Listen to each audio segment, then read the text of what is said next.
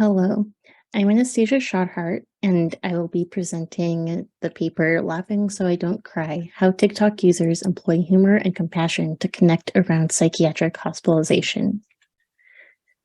TikTok and mental health have been two hot topics concerning youth in the last few years. Rates of mental illness and psychiatric hospitalizations have been rising for years, but have skyrocketed since the COVID-19 pandemic. People in the media and in academia have made connections between the rise and the increasing presence of social media in the lives of youth, and in the last few years, TikTok has been the focus of much of this attention. A lot of scholarship in health-related fields has focused on understanding the relationship between social media use and suicide or self-harm risk, mostly in youth and young adults, but there have been mixed results.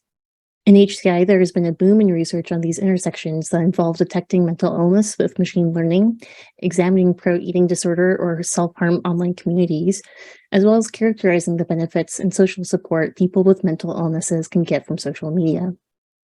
TikTok, however, is still a fairly new platform, and we have a lot to learn about how youth use TikTok and what its impact is on them. Unlike other social media platforms, a TikTok user's primary feed, called the For You page, mainly shows the user posts that TikTok's algorithm predicts they would be interested in based on prior behavior. So instead of a user needing to search for creators or hashtags relevant to their interests, although TikTok has those functions as well, the For You page can lead a user into a community, often referred to as blank talk, such as book talk. These are not online communities in an HCI or CSCW sense, but are more amorphous support networks, which may or may not support harmful as well as helpful behaviors. They're not closed communities like a private online forum, nor specifically bounded like a subreddit or Facebook group, but still maintain an in and an out group. For our paper and presentation, we will refer to this network as a community in a colloquial sense, as that is how many creators and commenters describe it. Like other communities, this one has some in-group language that it uses to identify each other. To maintain the community's privacy and safety, we will not share specific language and hashtags used. As the first phase of what we hope will be a larger exploration of the space, we first wanted to do an initial survey of the boundaries and characteristics of this community before stepping in to do a more in-depth study with the members of it. To do this, we asked the following research questions. How do TikTok creators and commenters connect around psychiatric hospitalization? How do TikTok creators express their thoughts, feelings, and experiences through humorous rhetorical devices supported by TikTok's unique features? TikTok posts may look complicated to those who are not users of TikTok, and especially to those who do not use social media in general. So this is a quick overview of the relevant elements of posts we analyzed in the study. Each TikTok post has likes and comments, like many other social media platforms, and the video has a caption and audio, which can be music or a soundbite from another video. TikTok creators can also add text overlays onto their videos, which we call in-video text. For each post, we capture the user ID, the number of likes and comments, the caption, and the audio. We looked at the in-video text and individual comments manually. We created a data set of posts related to psychiatric hospitalization using relevant hashtags. We created a codebook of common themes, as well as categorizing the types of humor used in the post, rhetorical or physical mechanisms the creator used, like lip syncing, and the creator's perceived motivation for creating the post. We found that the community, similar to other communities on TikTok, frequently employed humor in their posts. Over half of the posts that we coded were labeled as humorous. Our perceived primary motivations for creators' use of humor was to make fun of the creator's experience of hospitalization, healthcare provider behavior, or their own mental health. Humorous posts also often use gallows humor, which we described in our codes for motivation as laughing so you don't cry. Gallows humor is a self-protective way for people to cope with their bad experiences by identifying with humorous aspects of them. This can contribute to self-acceptance and community building. We used a humor typology developed by Bidgen and Valkenburg to categorize the humorous posts. Many posts used multiple types of humor. We assessed whether a post utilized gallows humor separately, as it was typically made up of multiple subcategories of humor in this typology, and found that 37 of the 58 humorous posts used it. Our analysis of users' comments showed that many TikTok creators are receiving support when they seek it, and we did not encounter many negative comments or comments that encouraged unhealthy behavior. We also noted that harmful or unhealthy behavior can have different definitions depending on the researcher. For instance, for many marginalized communities, the potential consequences of commitment can be more harmful than the experiences that can get them committed in the first place. So, talking about avoiding hospitalization may not necessarily be a harmful behavior. Comments identified with the video content would often use the words same or accurate. Some commenters expressed that they found the dark humor funny, but knew that would be concerning to others if they knew. I really shouldn't laugh, but, for example. Some supportive comments encouraged the healthy behaviors, and others validated the creator's experiences and feelings.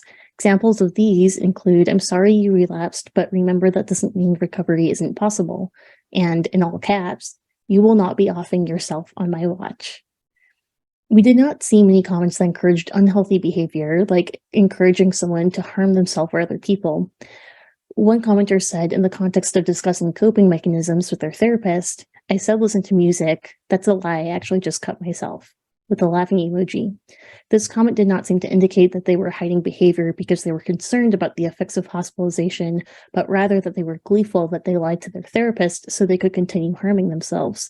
While we do not know if that was what the commenter meant, the comment as it was, in that context, is all that we and other users will see. Based on our findings, we developed 3 design provocations for social media designers and developers. Firstly, design features should encourage creative expression. We noted that TikTok's diverse features, including allowing for in-video captions, lip syncing, and repeating and adding to others' work, allow for creative expression and the inclusive construction of community. Creativity has therapeutic benefits, aiding in coping with stress and trauma and fostering a sense of connection to the broader human experience. The ease of infusing creativity into posts could be a substantial draw to TikTok, particularly for youth. Other tools supporting mental health, especially for youth, could benefit from including features that encourage creativity. Second, support networks should support serendipitous connections. Unlike social media platforms that require self-categorization to find others with shared interests or identity, TikTok clusters people based on shared interests inferred by its algorithm. Social media that allows users to find others with similar identities, interests, and needs without forcing them to categorize themselves could support marginalized communities and socially or physically isolated people who may otherwise have difficulty finding each other or have difficulty finding such connections. Lastly, content moderation should consider the community context. Many social media sites, including TikTok, moderate or censor content considered dangerous or potentially harmful. TikTok censors posts with some hashtags related to mental illness, including suicide, suicide awareness, self-harm, and eating disorder, and displays helplines instead of results.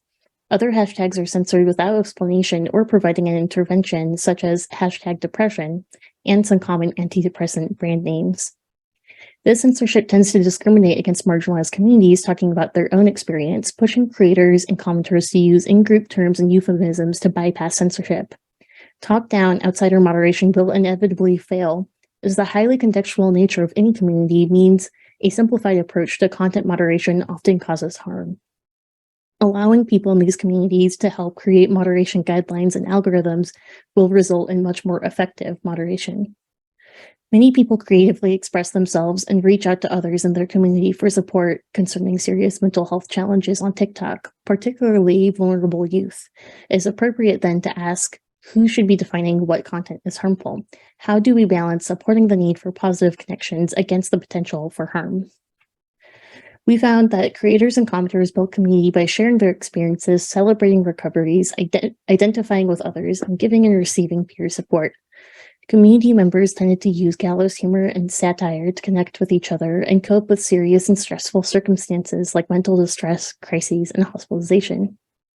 Our provocations for social media designers and developers are meant to work towards supporting creativity, humor, and serendipitous connections.